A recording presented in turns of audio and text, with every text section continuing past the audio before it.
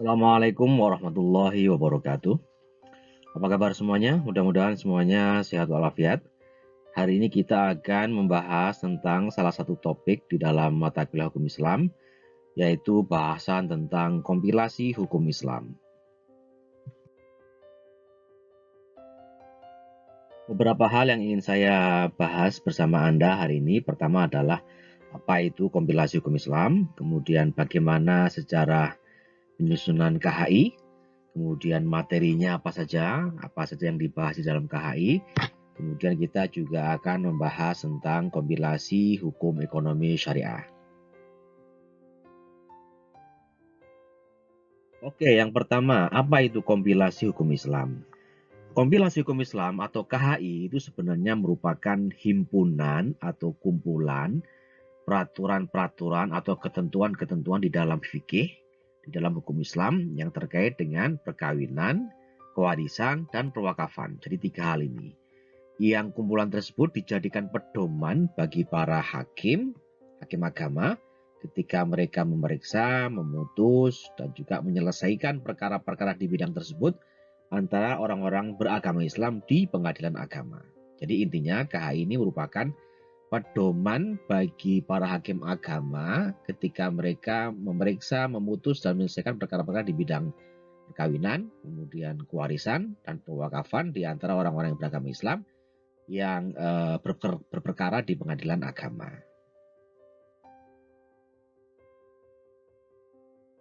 Nah, dahulu sebelum ada KHI, itu para hakim agama ketika mereka memeriksa, memutus, dan menyelesaikan perkara-perkara perkawinan, kewarisan, dan perwakafan, mereka itu menggunakan rujukan kitab-kitab fikih yang beragam. Jadi macam-macam. Dan hasilnya juga bisa beda-beda antara satu hakim agama dengan hakim agama yang lain ketika mereka memeriksa perkara yang sama. Kemudian pada tahun 58, Kepala Biro Peradilan Agama mengeluarkan surat edaran yang intinya merekomendasikan 13 kitab fikih dalam mazhab Syafi'i yang bisa digunakan oleh para hakim agama ketika mereka memeriksa dan memutus perkara-perkara yang masuk ke pengadilan agama.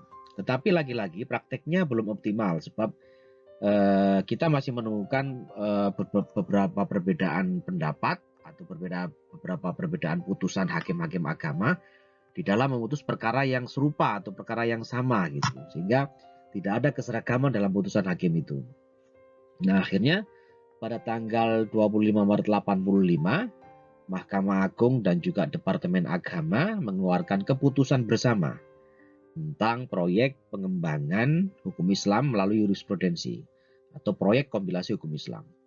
Mengapa dua institusi ini, yaitu Mahkamah Agung dan Departemen Agama? Karena memang waktu itu hakim-hakim agama itu secara kepegawaian mereka berada di bawah Departemen Agama atau Kementerian Agama sekarang. Sementara pembinaannya mereka berada di bawah Mahkamah Agung. Jadi belum satu atap di bawah Mahkamah Agung seperti sekarang ini. Nah, waktu itu kedua institusi negara ini mereka mengeluarkan keputusan bersama untuk membuat semacam himpunan peraturan-peraturan di dalam fikih terkait perkawinan, waris, dan perwakafan yang bisa dijadikan pedoman bagi para hakim agama itu untuk memutus perkara-perkara yang masuk ke pengadilan agama. Nah, waktu itu timnya dipimpin langsung oleh Profesor Dr. Haji Bustanul Arifin yang waktu itu merupakan Ketua Muda Mahkamah Agung Republik Indonesia urusan lingkungan peradilan agama. Kemudian setelah kurang lebih bekerja selama 2 tahun, pada tanggal 29 Desember 1987, tim akhirnya berhasil merumuskan 3 rancangan kompilasi hukum Islam, yaitu hukum Islam yang terkait dengan perkawinan, kemudian kewarisan, dan juga perwakafan. Nah, rancangan kompilasi hukum Islam ini kemudian dibawa ke Forum Lokakarya Ulama yang diselenggarakan di Jakarta pada tanggal 2-5 Februari 88 dan diterima oleh para peserta Lokakarya waktu itu.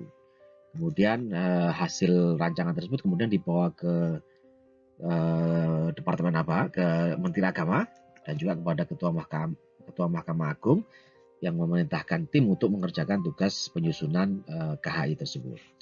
Kemudian tahun 1991 tepatnya tanggal 70 Juni 1991, waktu itu Presiden Soeharto mengeluarkan instruksi Presiden nomor 1 tahun 91 kepada Menteri Agama untuk menyebarluaskan kompilasi hukum Islam ini.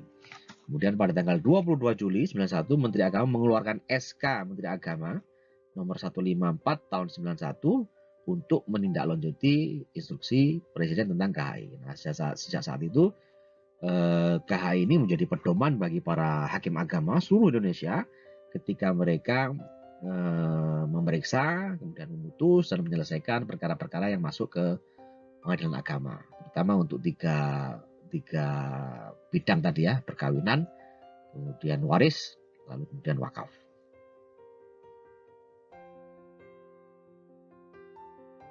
Nah, dari sini kita sudah bisa menduga bahwa KHI ini terdiri atas tiga buku utama. Buku 1, buku 2, buku 3.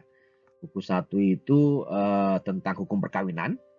Dia ada 19 bab, terdiri atas pasal 1 sampai pasal 170. Kemudian buku 2 itu tentang hukum kewarisan, ada 6 bab, dari pasal 171 sampai 214. Lalu kemudian buku 3 tentang hukum perwakafan, itu ada 5 bab, dari pasal 215 sampai 229. Total ada 29 bab dan 229 pasal di dalam kompilasi hukum Islam ini.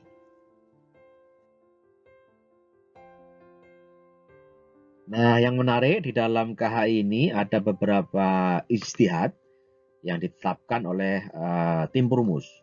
Jadi seperti kita ketahui, ijtihad itu merupakan kerja keras intelektual para ahli hukum Islam, atau kerja keras para mujtahid dalam mengeluarkan atau menetapkan hukum-hukum baru di dalam hukum Islam untuk tujuan mencapai maqasid syariah atau tujuan penetapan syariat.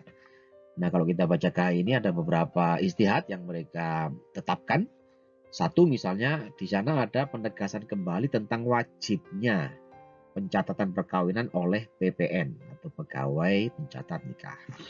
Kalau kita baca kitab-kitab fikih klasik, itu tidak ada kewajiban mencatatkan perkawinan oleh negara, itu tidak ada. Tetapi oleh tim perumus, kewajiban mencatatkan perkawinan itu diadakan atau diwajibkan. Di semua perkawinan harus dicatatkan oleh negara. Nah, begitu juga dengan pernikahan yang tidak dicatat, itu mesti dicarikan isbat nikahnya atau penetapan perkawinannya oleh negara juga, yang di dalam KHI ditetapkan dilakukan oleh pengadilan agama. Itu bisa kita lihat di pasal 6 dan pasal 7. Kemudian di KHI juga ada penegasan tentang larangan nikah beda agama atau interfaith marriage. Jadi kalau ada pria muslim ingin menikah dengan wanita non muslim, atau wanita muslimah ingin menikah dengan pria non muslim, nah itu dilarang, dan larangan itu ditegaskan di dalam KHI ini. Nah, karena itu pula seorang wali, apakah itu bapak, apakah itu kakek, itu boleh memberikan penolakan wali atau tidak mau menikahkan putrinya atau cucunya kalau kakek, karena alasan ikhtilafuddin atau perbedaan agama. Itu bisa diterima di dalam KHI ini. Karena prinsipnya nikah beda agama ditetapkan dilarang di dalam KHI ini. Kemudian KHI juga menegaskan pendapat fikih kontemporer, fikih modern tentang sahnya bayi tabung. Yaitu bayi tabung yang sperma, sel telur, dan rahimnya berasal dari pasangan suami istri yang sah. Karena itu anak hasil bayi tabung yang tadi sperma, kemudian sel telur dan rahimnya berasal dari suami istri dalam perkawinan yang sah, maka anaknya pun menjadi anak yang sah. Nah, itu bisa kita baca di dalam pasal 99 huruf B.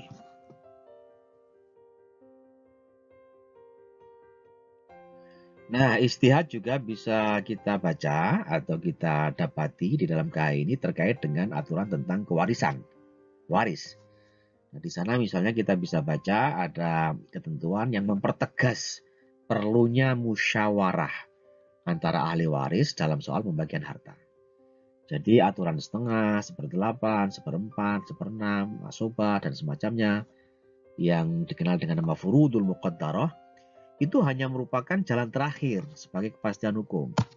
Jadi KH ini merekomendasikan atau menyarankan kepada para ahli untuk bermusyawarah di antara mereka dalam hal pembagian harta waris. Baru kalau tidak ada titik temu atau tidak dapat konsensus dari musyawarah itu, para ahli waris boleh membawa kasusnya ke pengadilan. Pengadilan akan membagi harta waris itu sesuai dengan ketentuan yang ada di dalam Al-Quran dan Sunnah. Itulah yang disebut dengan furudul muqaddarah. Pembagian setengah, 2/3, 1/4, 1/8, 1/6, dan macam-macam. Itu baru akan diterapkan oleh pengadilan jika musyawarah di antara ahli waris itu tidak mencapai titik temu. Lalu kemudian KHI juga memberikan peluang bahwa wasiat itu bisa lebih dari 1/3, asal disetujui oleh semua ahli waris. Kita tahu di dalam fikih-fikih klasik, fikih-fikih konvensional, yang namanya wasiat itu boleh diberikan oleh si mayit atau orang yang meninggal kepada orang yang bukan ahli waris. Dan itu pun jumlahnya maksimal 1/3, tidak boleh lebih. Nah, di dalam KHI ini, itu para tim perumus berijtihad bahwa wasiat boleh diberikan lebih dari 1/3 harta warisan, asal itu disetujui oleh semua ahli waris. Dan KHI juga menetapkan bahwa wasiat itu boleh diberikan kepada ahli waris tertentu jika semua ahli waris menyetujuinya. Nah, ini ijtihad yang dilakukan oleh tim perumus di dalam kompilasi hukum Islam kita ini. Lalu kemudian ada ketentuan tentang adanya wasiat wajibah atau wasiat yang bersifat wajib, yaitu bagi orang tua angkat dan anak angkat. Nah, kita tahu di dalam fikih-fikih klasik atau fikih-fikih konvensional, yang namanya orang tua angkat atau orang anak angkat itu tidak mendapatkan hak waris. Nah, di dalam hukum Islam tidak mendapatkan hak waris. Tapi oleh tim perumus atau para ahli hukum yang merumuskan KHI ini, ditetapkan bahwa ada wasiat wajibah atau wasiat wajib bagi orang tua angkat dan anak angkat. Jadi mereka mungkin atau mereka mendapatkan kesempatan untuk mendapatkan warisan. Oke, kita sekarang masuk di dalam pembahasan tentang kompilasi hukum ekonomi syariah. Kompilasi hukum ekonomi syariah ini tidak diatur di dalam KHI sesuai dengan Impres nomor 1 tahun 91 karena memang waktu itu ekonomi syariah bukan merupakan kewenangan dari pengadilan agama. Jadi belum masuk dari kompetensi absolut pengadilan agama.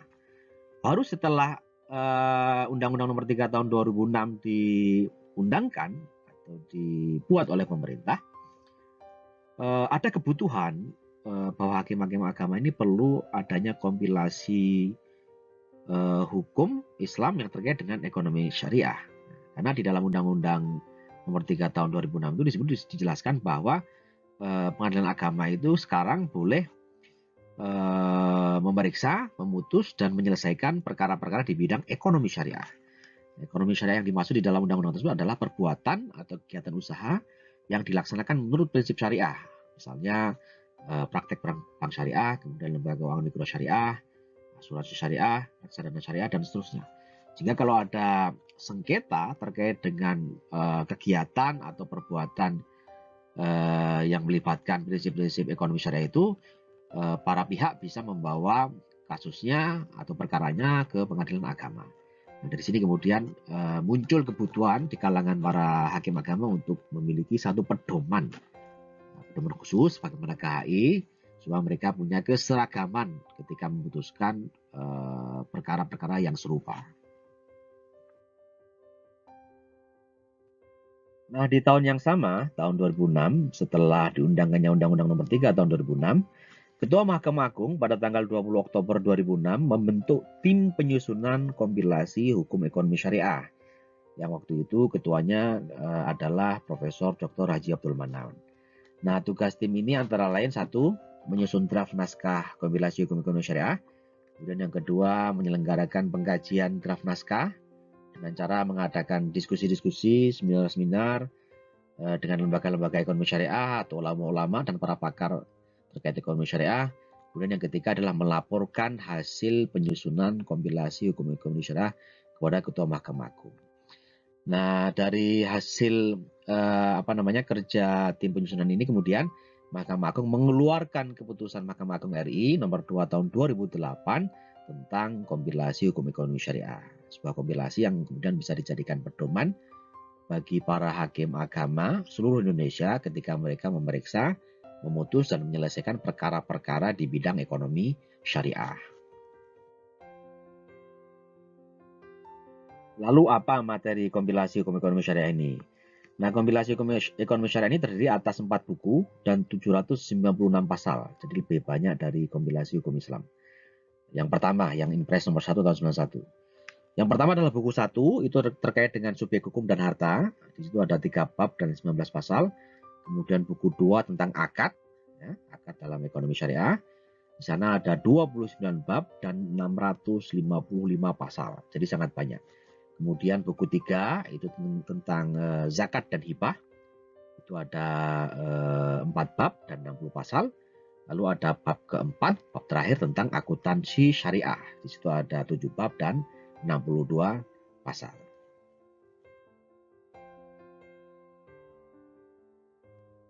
Baik, setelah Anda menyimak paparan saya tentang kompilasi hukum Islam, sekarang giliran Anda untuk menjelaskan kembali kepada saya. Tolong jelaskan pertama, apa itu kompilasi hukum Islam dan mengapa KHI ini penting di dalam praktek sistem peradilan agama di Indonesia. Yang kedua, apa itu kompilasi hukum ekonomi syariah dan mengapa ada kebutuhan terkait dengan kompilasi hukum ekonomi syariah ini. Demikian penjelasan singkat saya tentang kompilasi hukum Islam. Mudah-mudahan ada manfaatnya. Terima kasih banyak atas segala perhatian. Mohon maaf atas segala kekurangan. Billahi taufiq wal hidayah. Assalamualaikum warahmatullahi wabarakatuh.